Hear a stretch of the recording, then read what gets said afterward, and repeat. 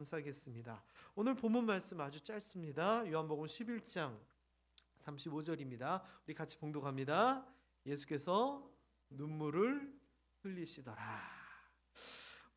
이 사순절 말씀 처음에는 예레미야가 성전에서 성전 무너지고 나라 뺏긴 것에 대해서 눈물을 흘리던 이야기, 그리고 그 다음 주에는 사도 바울이 감옥에서 찬송하던 이야기, 그리고 지난주에는 낭패를 겪을 뻔한 잔치집에서 마리아 때문에 기쁨의 잔치가 됐던 이런 이야기를 보았습니다. 공통점이 뭐냐?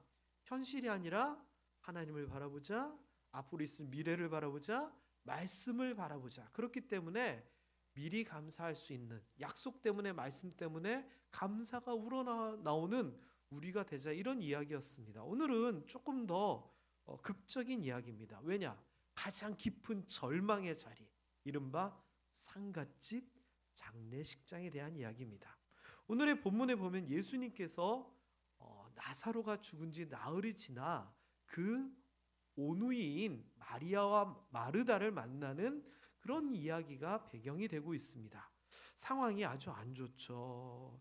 여기서도 울고 저기서도 울고 예수님도 울고 그런 아주 힘든 자리였습니다. 게다가 엄밀히 좀 따져보면 성벽이 무너졌으면 어쨌거나 싸움은 되고 감옥에 들어갔으면 벌을 받든지 아니면 변호사를 쓰든지 풀려나리라라고 하는 희망이 있기도 하고, 포도주가 떨어졌으면 사오든지 빌려오든지 어떤 0.1%의 희망이 있잖아요. 그런데 이 죽음은 어떻게 방법이 없어요. 물론 우리는 예수님의 부활에 대한 개념을 알지만 일반적인, 특히 당시에는 죽은 지 나흘 지났는데 뭐 어떻게 해요? 방법이 없는 절망의 상황, 희망이라고는 1도 없이 0인 그런 상황이었습니다.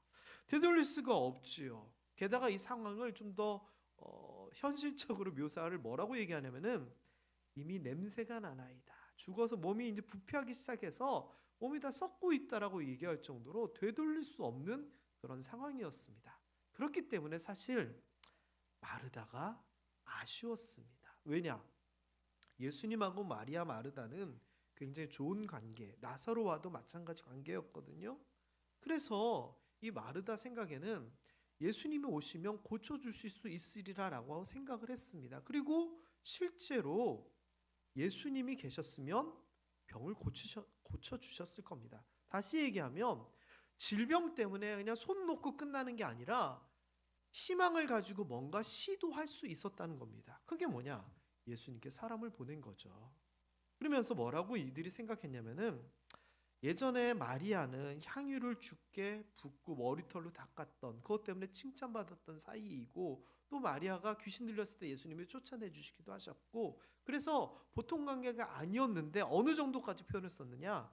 사랑하시는 자, 나사로를 사랑하는 정도라고 스스로도 생각하고 있었던 사이였습니다. 그러니까 우리가 청하면 오시리라라고 하는 희망이 있었고, 오시면 고쳐주시리라라고 하는 믿음이 있었습니다. 그래서 예수님에게 사람을 보낸 겁니다. 자, 그러면 예수님이 어떻게 하셔야지 이 마르다 마리아가 기대한 것처럼 되는 거예요?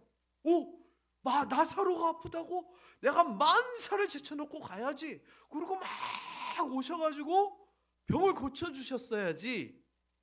마르다 마리아가 예상했던 예수님의 반응인데, 예수님이 사람들이 와서 나사로가 아파 죽을 것 같다 그러니까 뭐라고 얘기하셨냐면 이렇게 얘기하십니다. 이 병은 죽을 병이 아니야. 안 죽어. 괜찮아 라는 겁니다. 그러면서 야, 이거 하나님 앞에 영광 돌리기 위해서야 라고 얘기를 하시는 겁니다. 자, 이런 패턴이 어디서 나오냐면은 병든 자를 고쳐서 하나님께 영광 돌리는 거는 이전이나 이후에도 있습니다. 그러니까 얼핏 보면은 예수님이 좀 방심하신 거 아닌가 이 생각을 할 수 있어요. 게다가 이 상황에서 예수님이 뭐라고요? 이틀이나 거기서 더 계시다가 자, 나사로한테 가볼까? 이렇게 된 겁니다. 그러니까 예수님이 지금 급해요, 안 급해요? 하나도 안 급해요. 괜찮아, 안 죽어. 아유, 아픈 거 내가 이제 영광 돌리게 이제 다 그렇게 하는 거야. 자, 한 이틀 더 있다 가자. 여기 급한 일, 더 아픈 사람 고치고 가자. 이렇게 돼버린 겁니다. 자, 마리아 마르다 입장에서는 서운했을까요? 안 서운했을까요? 서운했을 거예요. 자, 그런데 이 생각을 해봐요. 왜 지체하셨을까? 정말 안 죽을 줄 알고 여유 있게 오신 걸까요? 아니면 조금 더 뭔가 극적인 그 무언가를 위하여 내가 부활시키면 되니까 좀 늦게 가가지고 죽도록 놔두고 내가 가서 짠 이걸까요? 이 앞에 보면 이 병은 죽을 병이 아니라 라고 한 걸 보면 안 죽을 것 같다 이 생각이었을 것 같기도 하고, 영광을 하나님의 아들이 영광을 받을 것이다 라고 하는 걸 보면 부활을 통해서 하시려고 일부러 두신 것 같기도 하고, 여러분은 어떻게 생각하세요? 자, 이것들을 좀 자세히 살펴보면 이래요. 예수님께서 소식을 들으신 장소가 어디냐면은 그 앞에 여기가 11장이고 그 바로 앞에 10장에 보면 이렇게 나와요. 예수님이 예루살렘에서 복음을 전하시다가 사람들이 핍박을 하니까 피하시는데, 피하는 데가 어디냐? 요단강 저편 요한이 처음 세례를 베풀던 곳이다 라고 얘기를 해요. 그래서 제가 찾아봤더니 뭐라고 나오냐면은 그곳 지명이 베단이라는 거예요. 참고로 지금 나사로가 살던 동네가 어디예요? 베단이에요. 그러니까 두 동네가 지금 이름이 같아요. 참 우연의 일치인지 어떤 이야기의 어떤 무엇인지 몰라도, 우리나라도 경기도 광주가 있고 전라도 광주가 있고 여기 교동이 있고 저기 교동이 있고 여기 명동이 있고 저기 명동이 있는 것처럼 베단이라고 하는 두 장소가 같은 사건으로 인해 지금 등장을 하게 되는 거예요. 자, 그런데 이 거리가 어느 정도 되느냐? 요한이, 사도 요한이 있었던, 그러니까 지금 예수님이 현재 계신 요 장소는 우리 학자들이 지금의 와디 알 카라르라고 하는 곳이라고 하는데, 어쨌거나 저 몇에 요단강을 건너가고 여리고에서 한 10km 간 거기고요. 나사로가 있는 베다니는 예루살렘에서 3.2km 떨어진 그런 데예요. 그런데 이 두 거리가 35km라는 거예요. 직선 거리로. 길이 이렇게 삐뚤삐뚤하면 더 늘어나겠죠. 게다가 예루살렘은 어느 정도 높은 데 있었고 이 요단강 건너 베다니는 수면 아래 낮은 지형이어가지고 요 고도 차가 1200m 정도 됐대요. 높이 차이가. 그러면 예수님께서 그쪽 베다니에서 이쪽 베다니로 오시려면 최소한 이틀이 걸린다는 거예요. 자, 그러면 이거와 관련돼서 시간들을 좀 정리를 해보면 이래요. 마르다 마리아가 나사로가 아파서 예수님께 기별을 전하기로 해요. 그래서 보내요. 가는 시간이 얼마? 방금 우리가 35km 하니까 대충 열심히 가도 이틀은 걸려요. 자, 그리고 예수님께서 거기서 며칠 동안 지체하셨다고 얘기 듣고 이틀은 걸려요. 그리고 예수님께서 오시는 그럼 시간은 얼마 걸려요? 최소한 또 이틀은 걸리다는 거예요. 그러면 나사로가 언제 죽었죠? 죽은 지 나흘 됐다니까 요쯤 나사로가 죽은 거예요. 자, 그러면 이 나사로의 죽음과 관련된 이 일정들을 보면 예수님이 서둘렀으면 살 수 있었다 없었다? 반반. 딱 나흘 차인 거예요. 그러면 마리아하고 마르다 입장에서는 요 상황을 알면, 예수님이 지체해서 이틀 지체했다는 사실을 알면 서운했을까요? 안 서운했을까요? 너무 서운했을 것 같아요.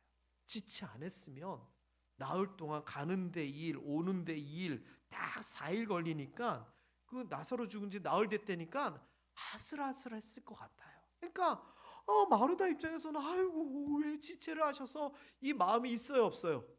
있을 수밖에 없는 거예요. 자, 그래서 여러분, 예수님이 기별을 듣고 와도 나사로의 죽음 2일 후에 도착하는 이 이상한 상황이 되는데, 이런 걸 따져보면 그러면 그 나흘의 시간, 예수님이 바삐 왔으면 시간 빼고 다른 가능성은 없었을까 생각을 해보게 되는데 있어요.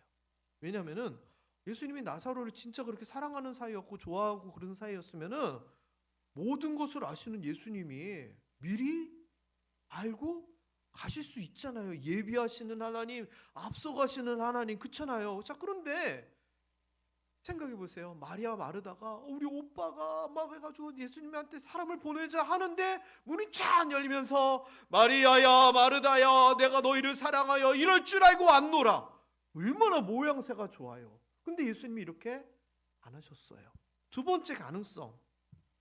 백부장의 이야기를 보면 한 백부장이 자기의 종이 아파가지고 예수님한테 고쳐달라는 얘기를 해요. 예수님이 가자 그랬더니 아우 예수님 저는 감히 예수님을 저희 집안에 드릴 그럴 자격이 안 되니 그냥 말씀만 해주시면 됩니다.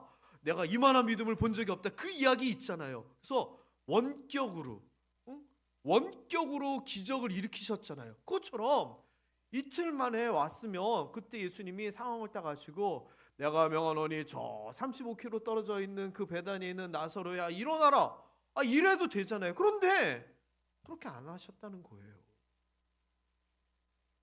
왜 그랬을까요? 물론 결론적으로 보면 아까 얘기 있는 그 두 번째인 것 같아요. 나사로의 죽음을 일부러 기다린 건 아니겠지만 나사로의 죽음 이후에 더 큰 무언가를 계획하신 거죠. 일단은 여기 있는 표현을 보면 하나님의 영광과 예수 그리스도의 영광이라는 그러한 이유가 있고요. 두 번째는 예수 그리스도의 죽음을 앞당기는 일이 돼요. 왜? 이때 많은 사람들이 죽었다 살아난 나사로를 보러 구경 오거든요. 그 대제사장이랑 바리새인들이 야 이거 이제 예수 가만두면 안 되겠다면서 예수 그리스도의 죽음을 앞당기는 아주 계기가 되고요. 세 번째로 어떤 의미가 있냐면은 예수님의 죽음과 부활에 대한 예시, 샘플, 예고가 되는 거예요. 그래서 아주 의미 있는 사건이 돼요. 그리고 예수 그리스도의 죽음과 부활에 대해서 이 말 저 말이 있기 전에 나사로도 살아났잖아. 증인이 되어버리는 거죠. 그러니까 의미가 있어요. 이 사건이. 하지만요. 그거는 예수님의 의도와 하나님의 뜻이고 저는 마르다와 마리아의 상황을 살펴보고 싶어요. 왜? 예수님께서 오시면 되겠다는 기대가 허물어져요. 이틀이면 오시는데 예수님 오빠 죽고 나서 온 거예요. 그러니까 이게 지금 너무 속상한 거죠. 물론 왔다 갔다 시간 하면 예수님이 오셔도 뭐 안 돼요. 왜? 이미 그 사람들에게 도착했을 때 이틀 걸려서 도착했을 때 오빠는 죽어요. 그러니까 예수님이 이틀 안 지체하더라도 오는 시간 이틀이라고 하더라도 이미 나사로는 죽어 있을 상황이에요. 그러니까 예수님이 이틀 지체했다는 게 서운하긴 하지만 지체하건 안 하건 나사로는 죽기 때문에 어쩔 수 없는 거거든요. 그러니까 이 상황이 뭐 더 이상 예수님이 오셨다고 해서 어떤 희망이 있던지 방법이 있는 상황이 절대 아니었다는 거예요. 그래서 예수님이 왔지만 기대한 만큼 추락하는 시간이 오래 걸린다라고 그 절망의 깊이는 더 깊어진 거죠. 그러니까 더 아쉬운 거예요. 예수님이 여기 계셨으면 됐을 건데. 여러분, 후회 여러분은 어떤 후회가 가장 마음에 남으세요? 저희 어릴 때 농담 삼아서 이런 유머가 있었어요. 인생에 있어서 제일 후회스러운 장면이 언제였냐 그랬더니 그날 밤이래요. 그날 밤 내가 술만 안 취했으면. 그래가지고 술 취해가지고 그녀가 이뻐 보였대요. 그래서 결혼했다고. 내가 그날 밤에 술만 안 먹었으면 뭐 그런 유머가 있었어요. 저는 아니에요. 여러분, 마리아 마르다 입장에서는 그 가정 혹시 설마 어쩌다가 이런 가정 때문에 너무 마음이 더 아픈 거예요. 그런데 이 상황에서 참 신기한 게 두 자매가 똑같아요. 마르다가 이렇게 얘기하거든요. 주께서 여기 계셨다며 21절에. 그런데 32절에 마리아도 똑같이 얘기를 해요. 주께서 여기 계셨다며. 그러면 이 사람들 고백처럼 많이 계셨더라면 되는 건데 안 계셨어가지고 이 어려움을 겪게 됐으니 얼마나 가슴 아파요. 자, 그런데 저는요 주께서 여기 계셨다면이라고 하는 이 표현이 너무 의미 있다 생각이 돼요. 왜? 주님께서 여기 계셨다면 그때 이야기인데 지금은 어디 계세요? 예수님이 이 이야기를 할 때 여기 계시잖아요. 늦었어요? 안 늦었어요? 마리아는 늦었다라고 얘기를 하는 거예요. 마르다는 그때를 얘기하는데 예수님은 지금 여기 계세요. 늦었어요? 안 늦었어요? 나중에 우린 결과를 알잖아요. 안 늦었어요. 아까 제가 시간을 다 계산을 해드렸잖아요. 늦었어요. 사람의 관점에서는. 마리아 마르다 예수님을 믿고 사랑했지만 도저히 안 된대요. 죽었잖아요. 그래서 가능성도 없고 희망도 없는 상황이에요. 그래서 이제는 다 늦었다라고 포기하는 상황인데, 여기 계신 예수님이 이제 우리는 늦었다라고 생각하고 절망하고 있는데 뭔가를 하시기 시작하는 거예요. 여기 계신 예수님이 늦었다 생각했는데 뭘 하셨느냐? 처음에 이렇게 얘기를 하세요. 마르다에게 나는 부활이요 생명이냐면서 네가 믿느냐 믿음을 확인하세요. 마르다가 예라고 대답하셨잖아요. 그리고서는 이제 마리아를 만나요. 마리아를 만나고 마리아가 와서 예수님 앞에서 막 울어요. 사람들도 막 울어요. 그랬더니 예수님이 뭐 하셨는 줄 알아요? 오늘 제목처럼 거기서 우시는 거예요. 우셨어요.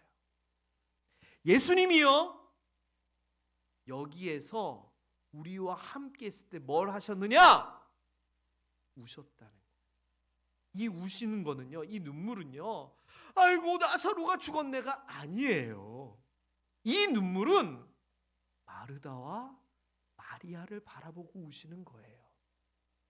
그 마음이 느껴지는 거예요. 다크리오라고 하는 단어였거든요.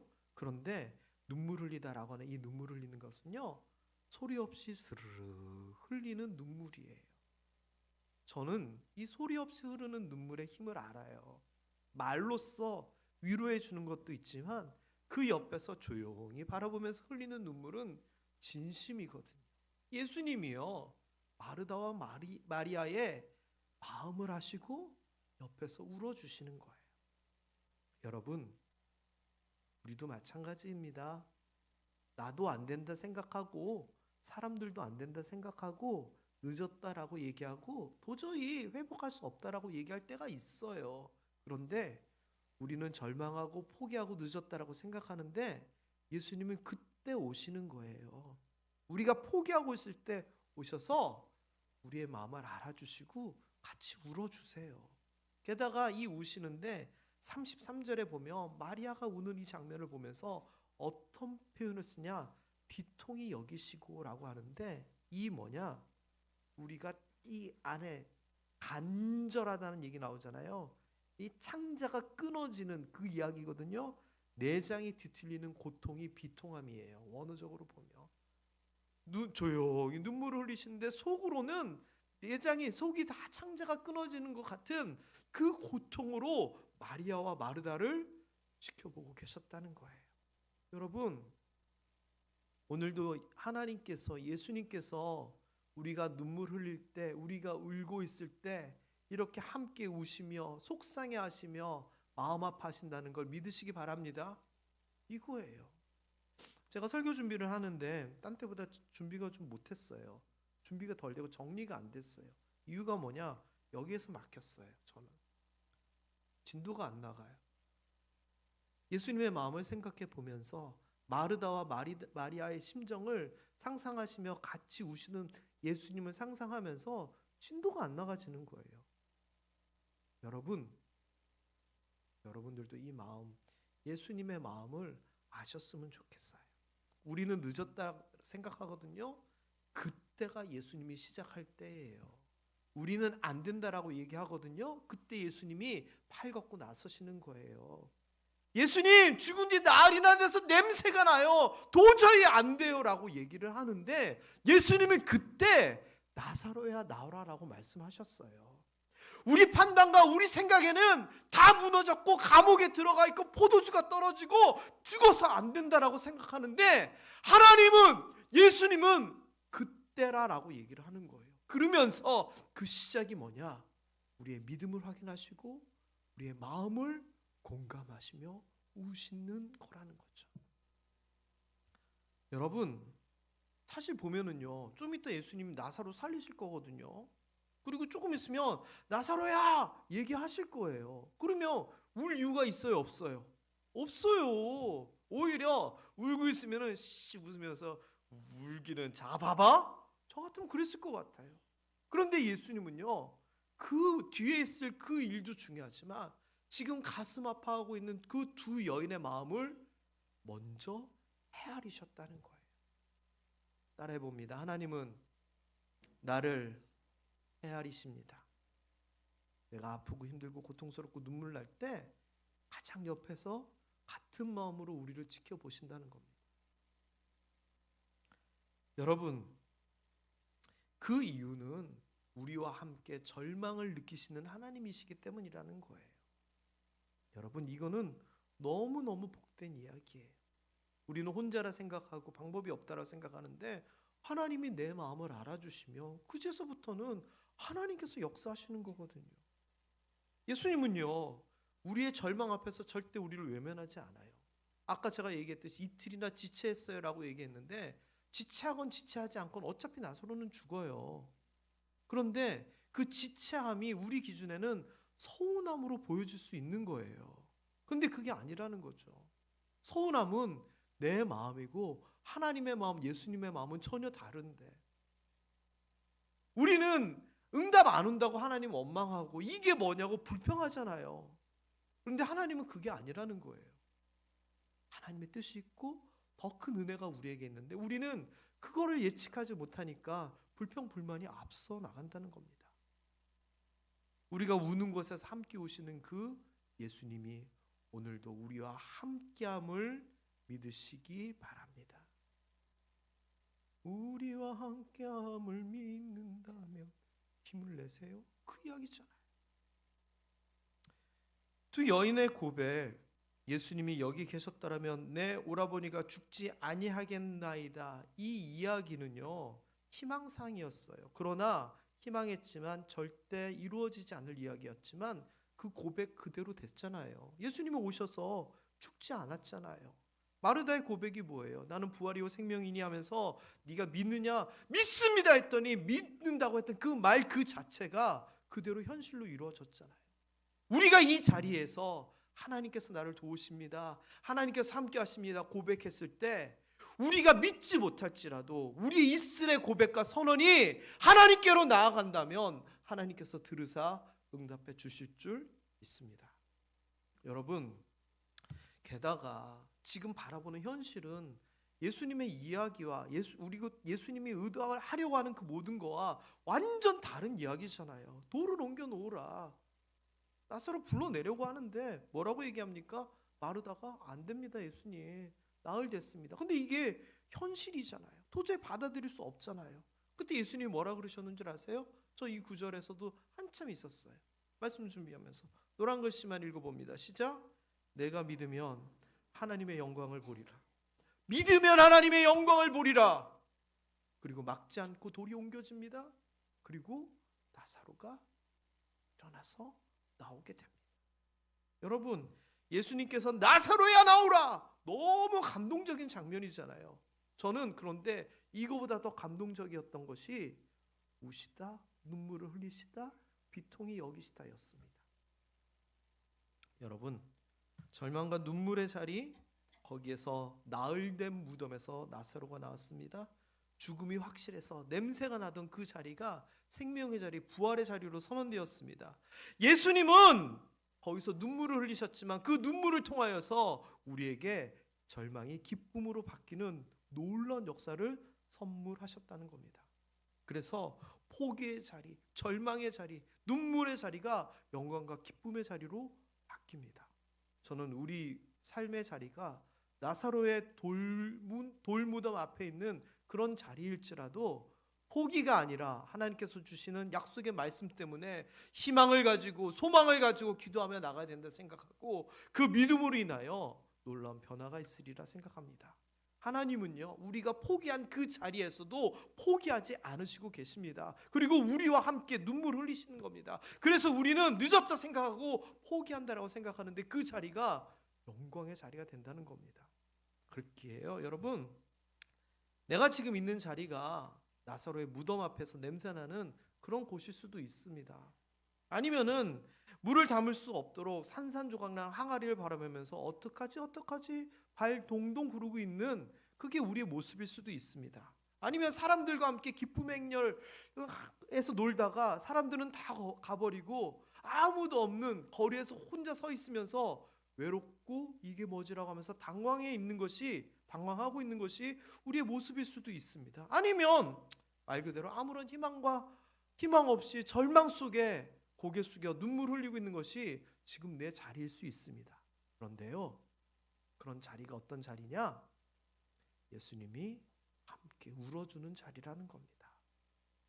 여러분, 지금 내가 있는 자리는 나 혼자만의 눈물의 장소가 절대 아니고 하나님이 함께하는 자리, 함께 울어주시는 자리입니다. 그리고선 우리에게 말씀하시죠. 뭐라고 말씀하시냐면 내가 믿느냐? 내가 믿느냐?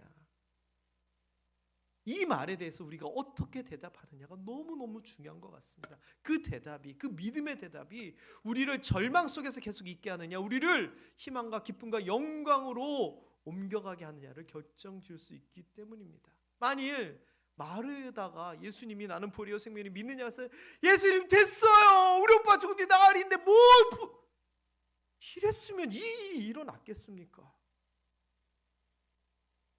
그렇기 때문에 여러분, 가장 깊은 절망의 자리에서 함께 우시고 함께 서 계신 예수님을 깨달을 수 있는 우리 모두가 되었으면 좋겠습니다.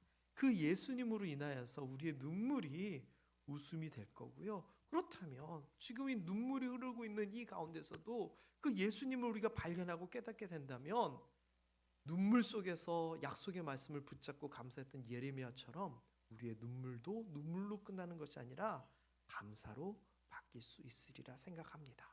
여러분, 오늘도 그 예수님이, 그 하나님이 여러분과 함께 하십니다. 지금은 보이는 것은 절망의 순간, 절망의 모습이겠지만 힘을 내시고 예수님과 함께 나아가실 수 있는 여러분들 되시기를 주님의 이름으로 축복합니다. 그런 의미에서 우리 찬양대 오늘 찬양 다시 한번 들으면서 오늘 찬양 가사 생각하시면서 말씀 생각하시면서 주님이 함께하기 때문에, 함께 울고 계시기 때문에 내가 힘을 내야겠다, 이런 마음가짐 다시 한번 가지셨으면 좋겠습니다.